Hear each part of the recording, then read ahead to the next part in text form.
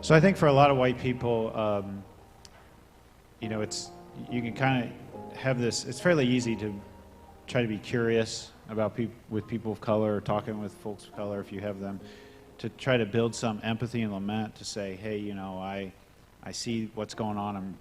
I'm emotionally hurt by that as well. To confess any of their own obvious racism. The subtle stuff is harder, I think.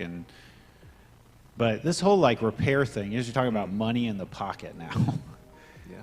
That's really hard. I guess in some ways, whatever position of power you have, it's like a divestment of power. Right. But the Justice League that you're working with gives a really specific way that you all are going about that. Tell us about how that works. Yeah, so specifically, it's us looking at predominantly white houses of worship that are within the community, that are within Presbyterian General Assembly, and saying, are you interested, are you invested in this idea of truly repairing the damages that have been caused by slavery? Mm-hmm. And, this model of reparations is nothing new. It's been talked about since slavery ended, right? And so what we're doing is serving as a local model for what's happening already at a national scale. Ta-Nehisi Coates has talked about the need for reparations. U of M actually received $5 million from the Mellon Foundation to hire people to go out into the community and create partnerships with local organizations that could help steer funds and opportunity for African Americans. And so we're just serving as a local model. We're keeping partnerships with U of M as well. But essentially we're looking at the damages, and it's just not the psychological and spiritual damages that slavery has caused, but it's also the wealth inequities.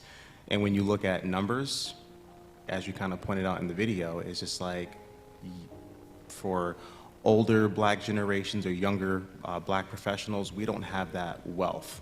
Right, in order to pass down or to jumpstart our businesses or to have that advantage. So we're looking to use the funds that would come from the endowments of these churches and use those funds in the areas of home ownership, education, black businesses, but that might also spread because black people are not a monolith, and so our needs are different.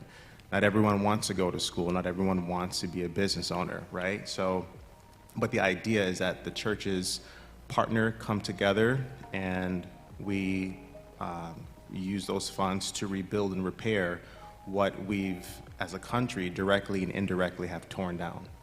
This is a kind of financial investment in the local community of Lansing, in the lives of black people, particularly by white churches putting their money where their mouth is. Bingo. Yeah. Yeah. Yeah. That's repair. And that's really beautiful. And wow, just connecting with you, I'm curious to see how and where Sycamore Creek can plug into that. So this is just the beginning conversation. Said, hey, you got to come back I love that. and do this co-hosting thing with me.